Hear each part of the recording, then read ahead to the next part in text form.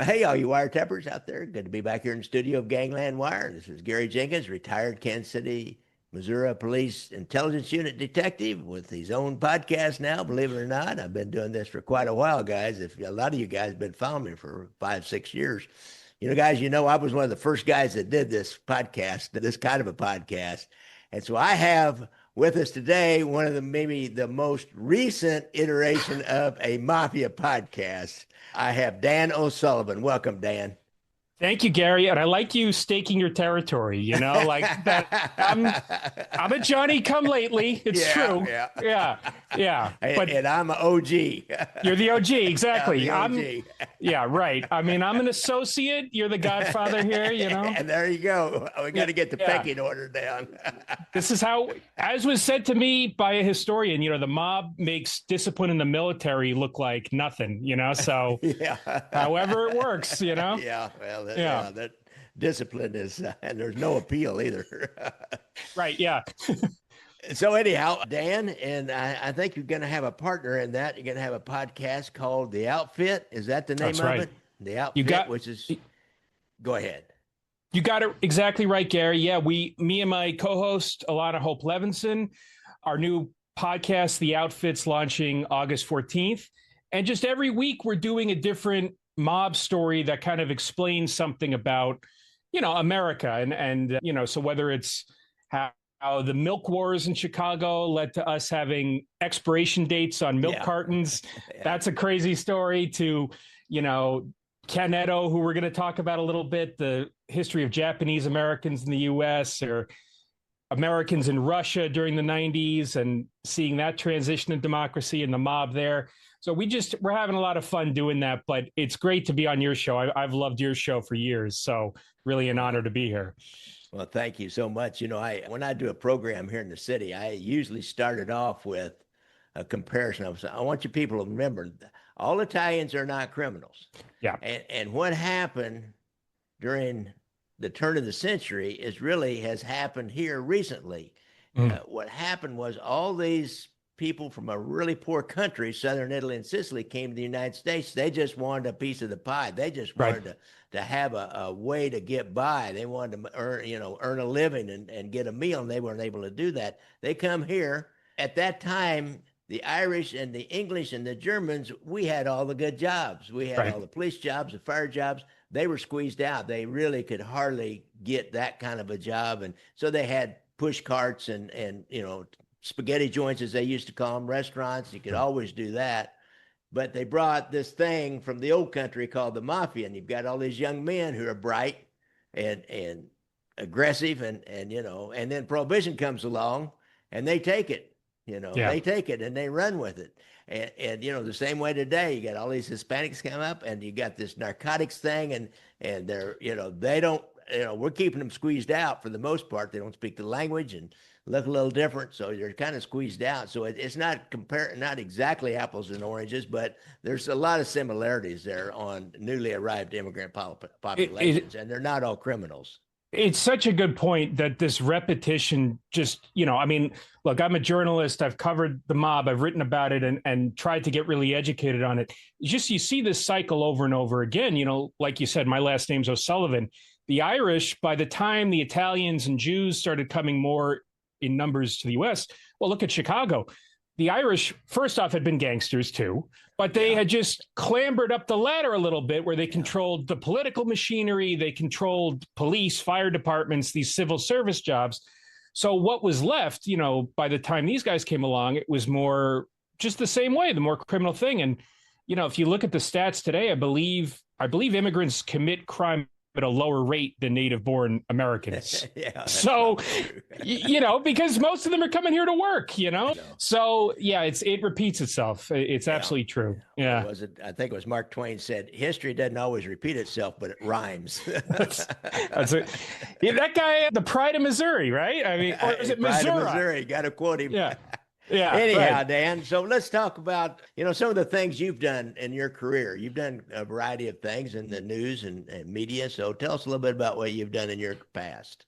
Well, yeah. So we were talking earlier. I started out as a sports writer, actually, which is, I was always interested in the mob for reasons I'll maybe get into, but doing sports writing, I realized you kind of brush up against organized crime just in the course Yeah. of doing that, you know. Yeah. So I wrote a piece, God, over 10 years ago now about labor exploitation in pro wrestling. And, you know, that was run a bit, and still to a degree is run a bit along underworld lines, you know, with these sorts of shady syndicates all over the country. And over time that changed with the WWF and WWE, but still very dangerous for the guys involved. Obviously, Hulk Hogan just passed away, and, you know, kind of embodied it, shifting from like a carnival thing to big business. But so I remember an outgrowth of that was the former boss of the WWE, Vince McMahon. It's not well remembered, was prosecuted by the federal government for trafficking steroids. And it really was prosecuted like a mob case, where they got a doctor to flip who was supplying the, you know, whatever he wanted and shipping it across the country.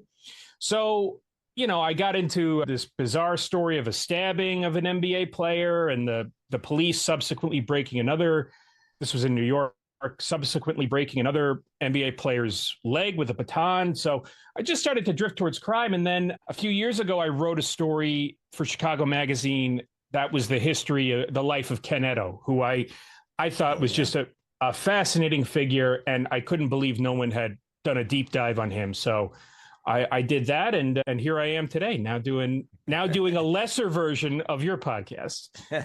Well, I'm sure it'll be good. You're going to have high production values. I can see that already. Better than I had, especially when I first started.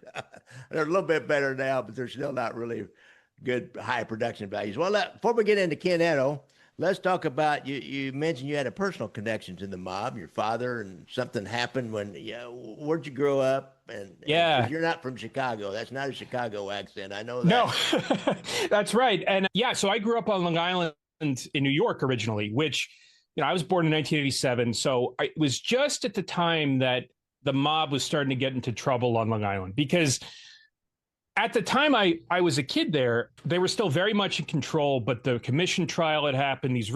I grew up with all the John Gotti trials. And obviously Long Island was very important, particularly to the Lucchese family, for garbage and sanitation. And so my father was a telephone lineman for telephone splicer, excuse me. He would get irate if I said lineman. He was a splicer for the phone company, for first Bell Atlantic and then Verizon 9X.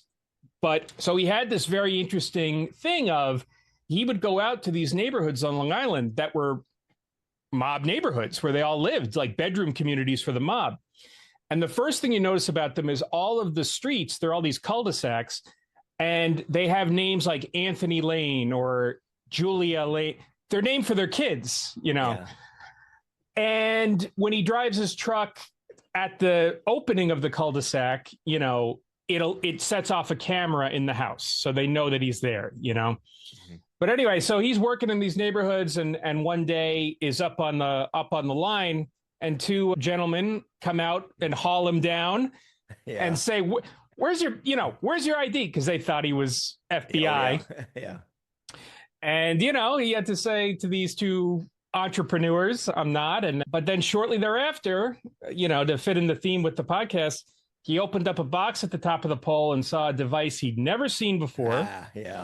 And it had a little label on it, like, you got any questions? Call this number.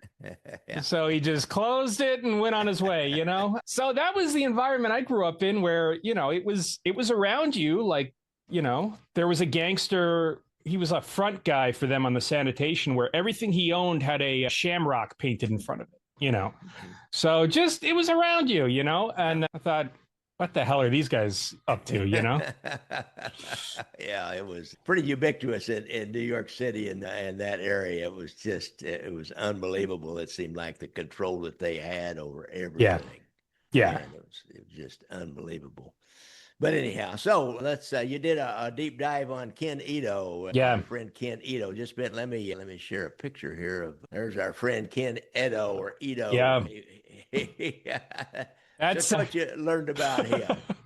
Well, as you can see here, he has some head pain, and the reason for that he has the rare distinction not only of being the only Japanese American member of the Chicago outfit, but the only one I'm aware of who was shot 3 times in the head and survived. And so, I mean, if you're interested, obviously check out the story, and we cover it in the second episode of my podcast. But Ken Eto was a gambling kingpin with the outfit on the north side along the Rush Street corridor, the nightlife section. And he was really the outfit's emissary to minority gambling. So he had a lot of interest in the mostly black policy wheels on the south side, in the Chinese gambling setup along the Chinatown 26th Street corridor. But then his biggest moneymaker was bolita, which was basically a numbers game, but was very popular with the Puerto Rican community in Chicago, which is very large. And, so the numbers would be drawn in San Juan, the bets would be placed all across the city. He's the overseer of all this. And it was bringing in millions of dollars a year. This was big money. And, it was described to me by a prosecutor who worked on Eto that he, was as high in the outfit as a non-Italian could go. And the outfit was kind of interesting in that they actually had a fair amount of non-Italians in upper level management. I'm as you well know, of course, but obviously, they're Greek, they're Poles, they're Jewish. Yeah, right, exactly, and not Japanese American. This is a one of a kind guy. So so he would go around the country setting up gambling operations, but in 1980 the FBI pinned him a little bit. They got a snitch in his bolita operation and were able to place him in a motel room where he was doing the count for that week's take. Mm-hmm. So he was going to go away for a year or two, and he was going to go, it was no problem to him, but his bosses were nervous. He had been funneling his money into a cocaine trafficking deal out of New York with the Genovese family. So they might have been fearful about that coming to light. And so they set him up to be killed, which he knew was coming. He knew when they invited him to dinner with the North Side crew chief that they were going to execute him, because he'd never been invited to dinner with this guy, even though he's worked for him for 20 years. And so the 2 hitmen shot him 3 times in the head and ran. But it was a 22 that either had defective ammo or we still don't know exactly. So it was like the bullet went in the head, went under the skin, and glanced off the skull. So none of them cracked the skull. So he played dead, woke up and said, "Oh my God, what do I do now?" And that was funny story. He went to a pharmacy, got them to call 911. 2 cops pulled up, and he made the rookie ride with him in the ambulance to the hospital because he was worried they'd come back to finish him off. Yeah. And after I published my story, that rookie cop reached out to me. Oh, did he? Oh, really? It was the coolest thing. And emailed me and said, I just was in my first year, and here this guy is. He also mentioned he couldn't hear me because he was deafened by that. So yeah, but I know that he was subsequently turned as he had no other choice really. But I believe pops up, I realized in the course of writing the story, in maybe to me some of the most amazing mob trials in U.S. history, the straw man trials. Yeah. Did you work on those, or were you? Yeah. See, the straw man cases were wiretaps, which involved Chicago outfit and Milwaukee and Cleveland and Kansas City skimming money from Las Vegas.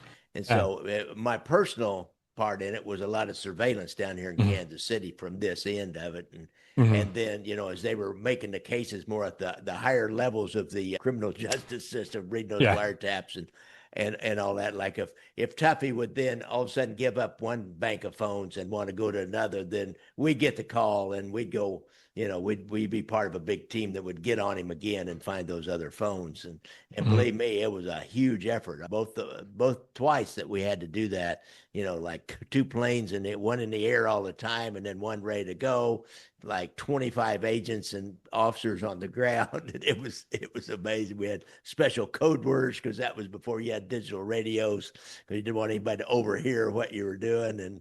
Yeah. And it was, it was a heck of an effort on the bureau's part, and they put together a heck of a case, and then they started bringing. I think they brought Jimmy Fradiano from Yeah. California LA. in because Yeah. L.A. because he had been involved in some of the Teamsters doing. They used Teamsters money to buy into the or finance those casinos. And then the casino Right. owner had to kick back money. That was how it worked. They didn't really own the Yeah. casinos. They just helped finance them, and then the guy kicked back money. And if he didn't kick back, he would have been a dead man. Or as it turned out, it's really interesting. I think Alan Glick, who got the biggest loan from him, $62 million, he comes back and testifies. And a friend of mine who was an original case agent on it, Bill Owsley, on the strawman caper, he's retired. So Glick is not in witness protection. He doesn't have any official protection. So he hires Bill Owsley to drive him back and forth to the courthouse from his hotel and kind of do a little security around him during that time when he was in town. It was not a bad idea. Yeah. really. Yeah. But Ken Eto, he testifies, and here's what I understand. Did you run into this? That he used, let me pull up another picture here. They use this picture for him. Did you run into that? They call it the Last Supper. Yeah, that photo. I mean, that's just a historic photo. I forget who had it in their house that the FBI raided it. Yeah, and I do too. I forget, but whoever it was, the other gentlemen who were still alive in that photo were, let's just say, not happy with him because, what we have here is the upper hierarchy of the Chicago outfit, Iupa, Turk Torello, there's Accardo up front, there's Joey Lombardo in the back, and it's just and Vincent Solano is sitting third from left. That was Ken Eto's boss who ordered him hit. So you have here just the creme de la creme of the outfit at a time before, I think everyone in the photo is now dead, but yeah, there you have it, right? I mean, all the claims that Accardo was totally retired, out the window with that photo, right? Yeah. So, and Joey Lombardo standing, which is always funny to me that he wasn't quite at the table yet, Interesting, Yeah. There's some supposition he's the only one wearing a suit. There's some supposition that this was after his making ceremony. I don't know, but there's some supposition because he's got the suit on, nobody else does. That's interesting too. And Chicago often was slightly down on having the ceremonies be elaborate. So I think Lombardo just wearing a suit I forget which restaurant it is. It's somewhere on the Northwest side, but just wearing a suit to that place might have been enough and say, all right, you're good now. They don't really do it like New York with the burning of the saint and all this stuff, Yeah. But Lombardo captured on those. I remember one of the movies he did, the documentaries, has some of the Lombardo wiretaps, which I think are like the best recordings of him talking to that attorney in St. Louis. Yeah, Morris Schenker. That's it. And I think that's some of the best insight you can get into how these guys operate, those wiretaps. Those threats that they make are so subtle. Yeah. That, things like, well, you don't want to go along with this. If you say you're 72, well, you want to get to 73, right. The Allen doesn't want to do anything, but the people that got a piece of Allen, they might want to, they can do things, right. Real indirect like that. And so it's amazing. Another thing, they use his picture, then he could point out this guy. They need to make him into the mob, right? Into an organization for RICO. And so he can point them out and say, this guy is this guy and this guy is this guy. And you mentioned about the bolita. Well, he talked about Iupa, and he said that Iupa sent him in the early 60s to St. Louis to set up a bolita operation and teach them how to do it. So he just buried them with his testimony as to who they were. Oh, that's it. And, the FBI files on Eto, it's amazing. They talk the number of places, to your point about how difficult the surveillance is. They're following him.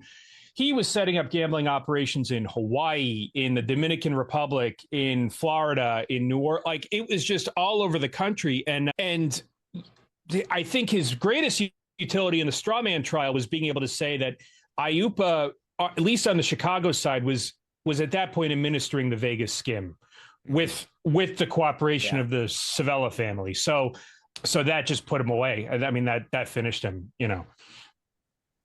Yeah, he buried him. I bet they're sorry. Of course, those two guys that killed him was it Jasper Campese and Gattuso, I think was his Yeah, name. You know, John Gattuso. He ended up dead pretty quick, if I remember right. That's right. I mean, so that was, you know, I knew the story was interesting, but the thing that really amazed me was the aftermath of it was astounding in that immediately after Eto was shot, survived, and was turned in the hospital by the federal prosecutor, Jeremy Margolis. Part of the way that they turned Eto was saying, listen, we have to get to the two gunmen who tried to hit you because they're going to get hit next. You know that, you know, to sever the ties and also to punish them for screwing up so badly. So Eto gave up the names. Campisi was older. He was the soldier. He was a Jew Sloan man. Gattuso was kind of a associate, and there was speculation that doing this would get him made. He had married into a mob family. His wife was the daughter of a mobster, but he was really consigned to just running restaurants and in particular shaking down gay bars and bathhouses in Chicago on the north side. And so they threw him in the MCC in the South Loop and gave him huge bail. And I think I was the first to report this, that something that happened while they're trying to turn one or both of these guys is they found that Campisi had hired another inmate to shank Gattuso in prison or in jail with a piece of like an air conditioner or something. And they tried to use that to convince Gattuso, like, because obviously if Campisi kills Gattuso, he can say to the guys, I dealt with it. You don't have to kill me, right? Yeah. And it didn't work. Campisi thought he'd get a pass. Gattuso he was so enmeshed in the world that he didn't have the strength to do it. And so then the big twist was they somehow made bond, these massive bonds, because the outfit wanted him on the street and then hit him. And then I think, you know, I've seen the photos of them being pried out of the trunk. This was the summer of 1983 in Chicago, and they were about twice the size they were when they went in. So it was a nasty, you know, and it was not a quick death, you know. Yeah, so that was the punishment there. Yeah, those Chicago guys, they like to torture, it seems like. I had that Frank Calabrese Jr. on here one time. I said, what's up with you guys? Yeah. You're always wanting to torture people and then kill them. Why don't you just kill them? Right. He didn't know. You know, I don't know. Unfortunately, it's not like he can ask his dad, right? But no, not now. Even though if his dad was alive, he couldn't ask him. They're not speaking. Right. You know, one of those riffs. I mean, but that's a perfect example, right? The Calabrese, I mean, and, you know, interestingly, not guys who were on the radar for that until the Family Secrets trial. I mean, they were Jews Sloan guys and tough guys, but I think they were not considered. It was not thought that they were such prolific hitmen, you know. And, you know, in my reading on it, investigation, I'm not sure everything that Nick Calabrese said was 100%. His account of the Spilatro killings, I wonder about, you know. No. But, you know, was it really 7 top outfit guys killing the, you know, I don't know. But we'll never know for sure, I guess, you know, so that's, I guess, the best account we have. But perfect example, the trunk music, you know, nasty ways to go, leaving him in a trunk, you know, that was a Chicago specialty. Yeah, it was. We've had a few here in Kansas City left in the trunk, but also had quite a few blown up. They didn't seem to do bombs much in Chicago. Not since the Capone days, but that is true, isn't it? That Kansas City was, why do you think that was, if anything? I mean, in general, the U.S. Mafia, I think, tends to shy away from that. The bombs? Yeah. They do. And here's why, because of collateral damage. You got to be able to control the detonation. And that's why I always think maybe Kansas City had something to do with Lefty Rosenthal out in Las Vegas because of the bombs. Oh, interesting. We had a guy here in Kansas City. I don't know who he was. We never figured out who he was, but he said about 3. They've got 2 of them. They didn't go off. One of them was discovered, and the other one wasn't. You know, there was a wire that wasn't quite right, and they were by the same guy. And then another one did. They all used like about 25 sticks of dynamite, way too much, but they were set. Yeah. in places that probably nobody else was going to get hurt, although they could have. Hmm. They really could have. They were taking a big risk because that's, that's you kill some little kid walking by with a bomb, Right. and oh man, Right. lose all your support from even the neighbors and stuff that they'll be talking about you then when you do that. But that's the deal. We had a few left in the car, but they just shot him and left him in the car. I mean, truck or anything. we don't have to reinvent the wheel here. It's this has worked for years, right? Really? Yeah. So Yeah. who else are you going to talk about on there? What do you got on tap? I got some notes here about Gus Alex and Oh, sure. Patrick, some of them. You going to talk about those guys, the non-Italian members, which as you mentioned earlier, I think is really interesting about the outfit. Well, that is such a good point that, the outfit from the beginning was sort of, I mean, there's always been collaboration, particularly with Jewish mobsters in most of the mafia families. But yeah, I always thought the outfit was really distinct. And those are two guys I definitely would like to talk about because they both have interesting stories. Gus Alex being a Greek, son of a restaurant owner, like you mentioned, right? Restaurants being this important nexus for how these guys meet and associate, Tony Spilatro, same deal, how he met a lot of his crew, right? Hanging out at restaurants. And so Gus Alex, son of a Greek diner owner where all the guys came in the Greek diner and that was how he got hooked up. And then, he was the most important downtown connection guy, as they said, administering the bribes to the politicians in the first ward. And I mean, they had control of at least one city alderman and multiple West Side districts and a congressman well into the 80s. So that is quite an achievement, and that was really, really down to Gus Alex's administration. And, I think it speaks to the fact that these guys, I think more so than New York, they just saw, if you can make money for us, we don't care. If you're of use to us, we don't care. I mean, Harry Aleman, who I know you've talked about, was half Mexican, and he was essentially a made man. I don't think he quite was, but he essentially was. And, who else? Lenny Patrick. I mean, Lenny Patrick, another fascinating one of Rogers Park on the north side of Chicago, had this whole Jewish crew that just ran it as their fiefdom. And, Dave Yaris and these very scary loan sharks but Lenny Patrick was turned as well. So that was a big achievement. So talking about those guys, I mean, we just did an episode on a guy that I wonder if you ever brushed up against, which is William Hanhart, the chief of detectives. Oh yeah. I read it. Not personally, but he was got a little bit before my time. But I did a story on him. That guy. Oh my God. I'm curious what your thoughts are, because we got into this discussion of policemen, and I'm curious what your thoughts are on him as a police officer in particular. And guys, what's interesting, if you don't know William Hanhart, he was a Chicago cop who had risen as he was the chief of detectives. Yeah, actually, he was. By the end, which whether you know police hierarchy or not, that's big. You're the chief of detectives, a big city department. That is big. That's better than being a chief for some people. Yeah.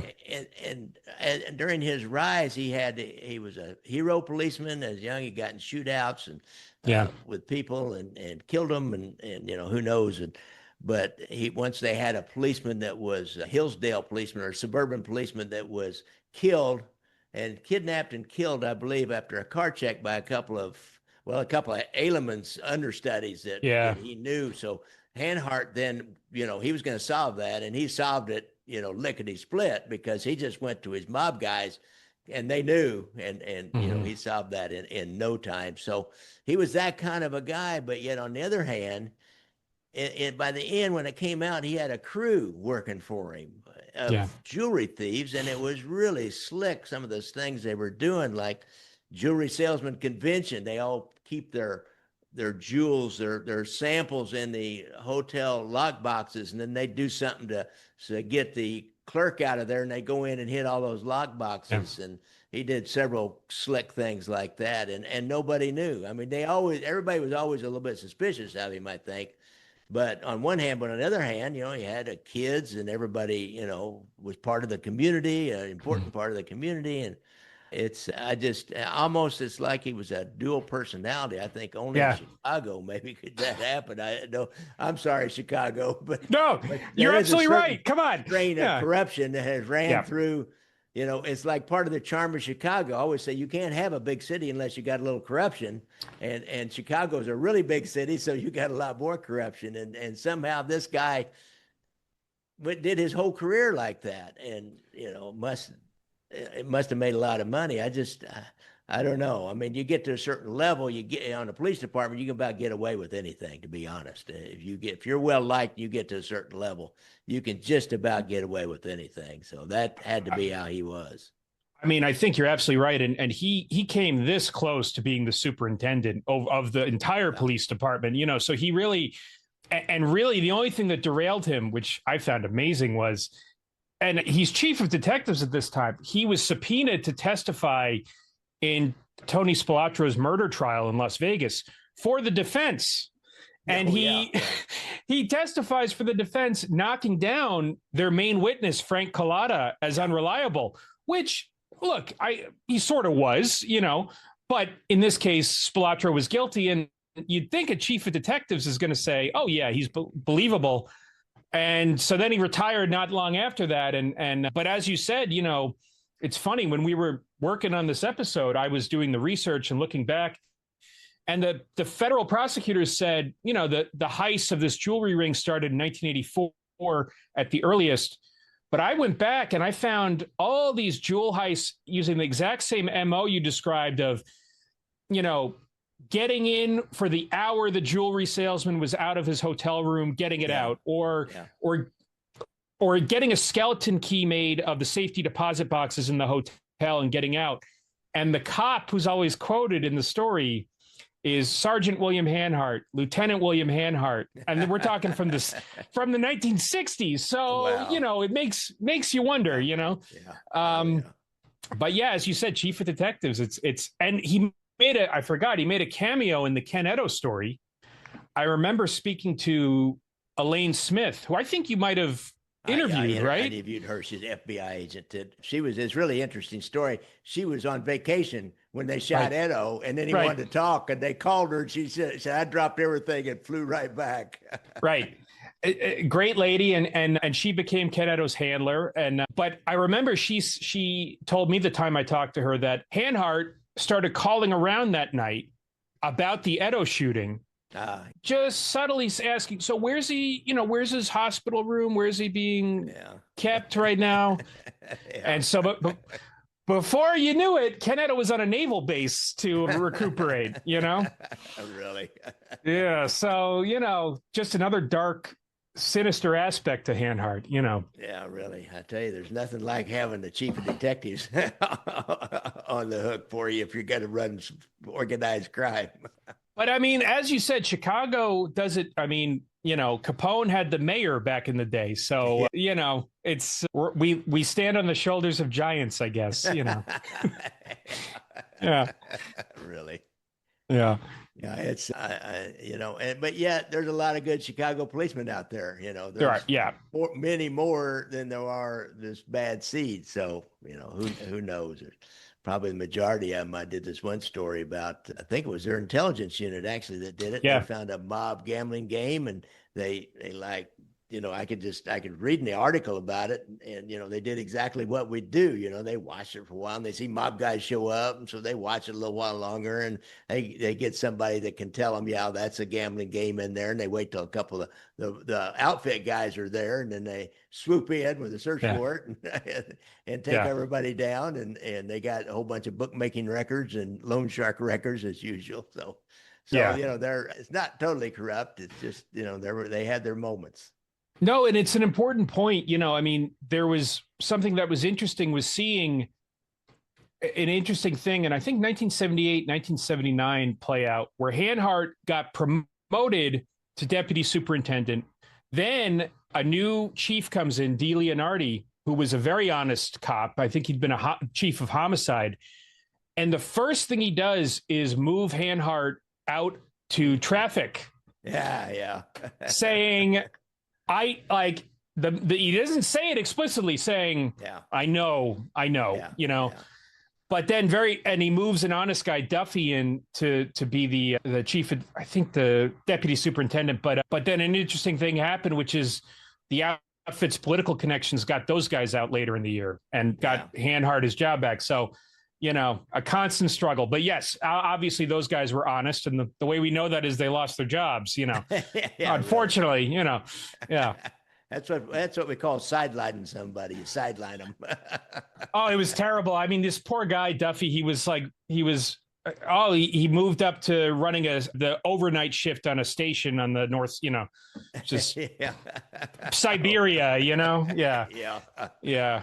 I've been there once. I went to dog watch, Metro Patrol once. A lot of dogs to watch. Yeah. Oh man. Yeah. Well, that means you must have been doing something right. Well, I must have. Oh well. Yeah. I just put it down to some commander wanted his own boy in there in my job, and it didn't give me time to go find a new spot to land in. So everybody thought I was about to get indicted. Right. It's like, it's not what it looks like, right? Yeah. Then I just made it in the background. That's when I decided I'm going to go to law school and quit and leave after 25 years. Yeah. So it's the best thing that ever happened to me. Oh, actually. There you go, right? That's the way to look at it. You got your pension and you're... Yeah, I got my pension, went to law school, practiced law for 20 years, and here I am. Yeah. The father of the mob podcast now, too. Another there you go. String to your bow. Yeah. I know. Yeah, it's so is there much of a Kansas City? I mean, the organized crime element in Chicago, to my understanding, as much as it exists now, there is still some. It's mostly in the suburbs. Is there much in Kansas City left at this point?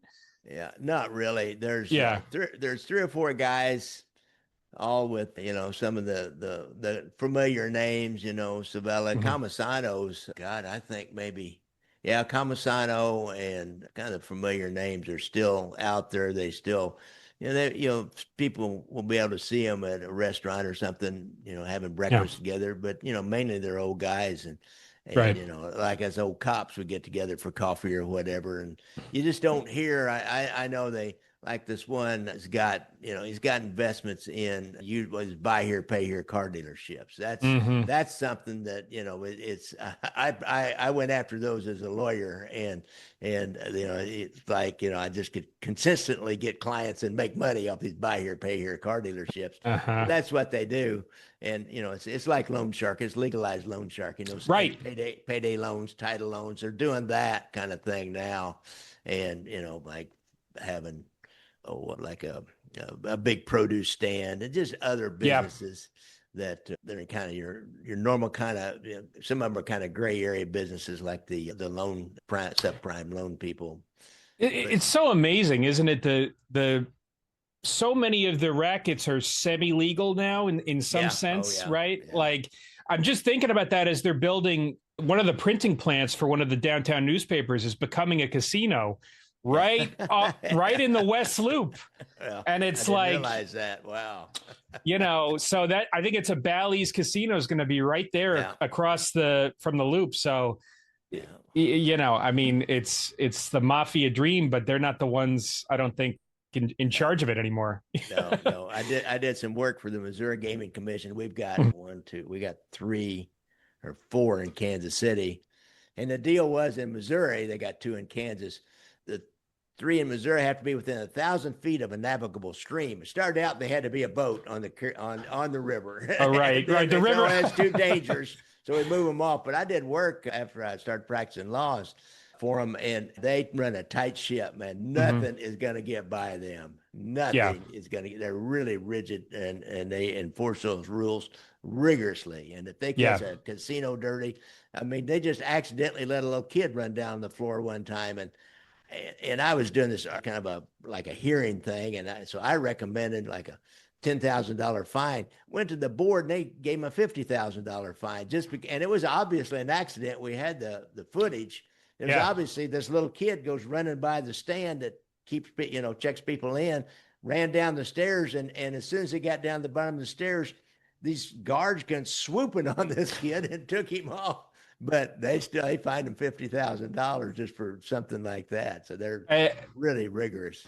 And the kid was put on the black book, right? He can't really can't ever go to a casino. Can't ever go to a casino again, right? I mean, I don't know how I feel, to be honest, about the legalized gambling. If you watch, I've watched a lot of Kansas City Chiefs games these past few years, and it's just commercial after commercial is for the sports betting. For the sports betting, I know it's crazy, these apps and everything, and it leads to addiction. I can promise you that. There's a lot of addicts because they just got that action going all the time, just constant action. On every game, every play, just constant action. And we're about to get the sports book. We had the main sports bookie here in Kansas City, a guy named Pete Simone, just died of old age, and I'd seen him at this one restaurant that he liked to hang out at. He knew one of the people that owned it, and he was there all the time. And you'd see him meeting with different people, kind of having these, little quiet conversations. And one of them was a guy that fell for sports booking. I don't know, one of the last ones that rounds before they legalized it, because the FBI doesn't investigate it anymore. And he was in this tight conversation. So I think there's still a sports book. Something. Because with the apps or at the casino, you can't exactly extend credit unless it's with a credit card, and plus it's there at your local bar, or you're with your friend, or you jump on the phone and do it. It's much more convenient. I think that's really interesting too, that I'm in California, and there was a thought that legalizing marijuana would take out a lot of the illegal business. And I'm sure it has. But less than people thought, I mean, because you're still going to want to dodge the taxes. You still want to dodge all the money that you have to pay to do it legally. And you don't have access to, I think it started to change where you don't have access to credit cards and bank accounts always.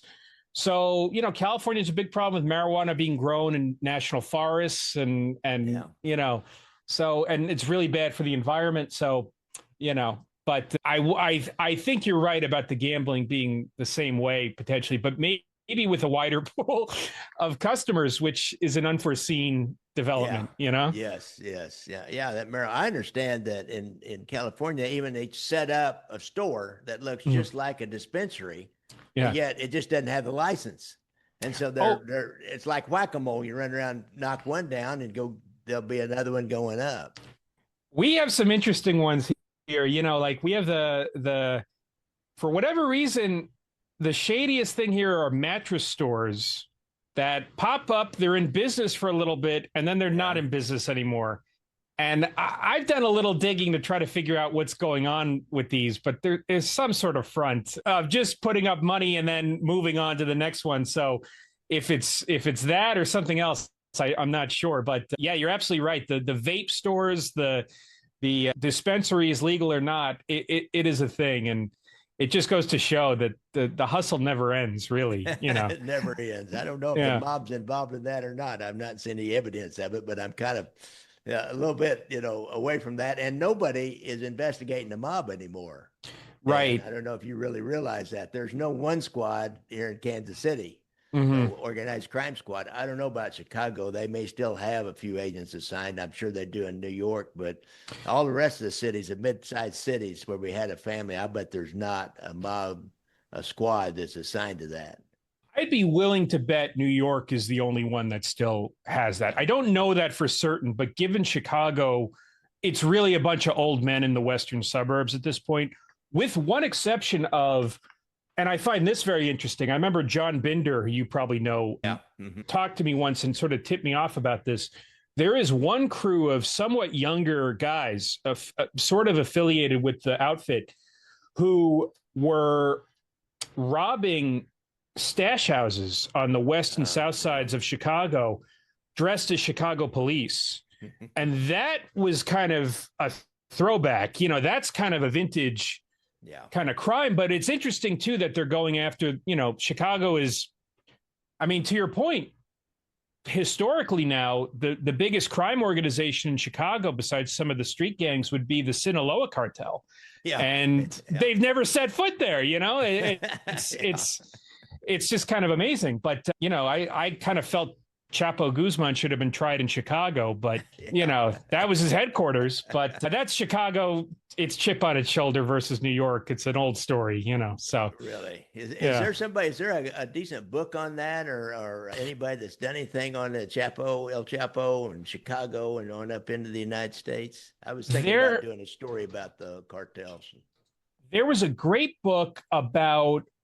Here it was by a guy named Noah Hurwitz. I can send that to you.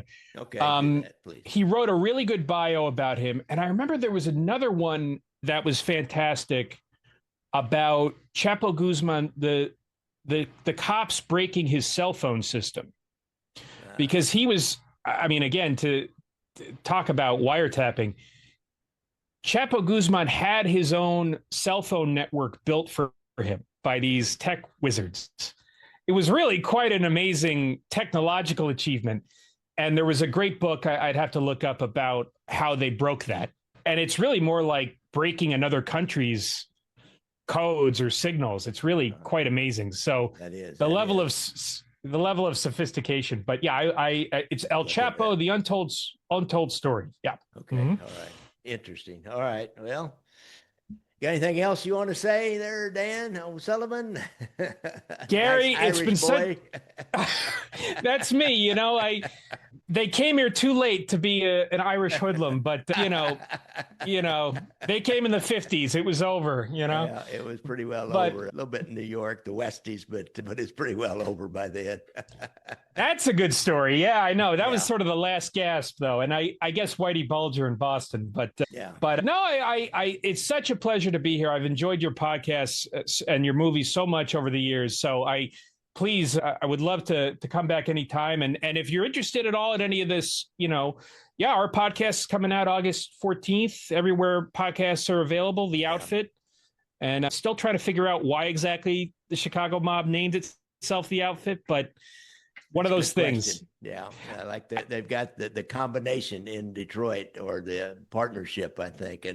And we used to call ourselves the Clique. Yeah, but it didn't really move on up into the 60s and 70s. I talked to an old mobster who was talking about trying to get a loan to open he said it'd been the first Taco Bell in Kansas City. He said, I would have made a fortune. He said, I couldn't get any money. And I went to the Clique. I said, what do you mean the Clique? He said, the mob guys. He said, but they wouldn't have any money either. And so since then, I've seen it in some old reports, called it the Clique. But that, more into modern times, I don't know. They didn't really call themselves anything. It didn't seem like FBI started calling them the Outfit. But I think it's sort of this thing like in Sicily, Cosa Nostra, just like a very vague way of describing this thing, right? Like in New England, it was just The Office. As bland as could be. That's right. It was The Office. I remember that. That was Patriarcha and them. Interesting. Another great story. But anyway, that's us. That's The Outfit. So thank you so much for having us. Sullivan, thank you so much for coming on. My pleasure, Gary. Anytime.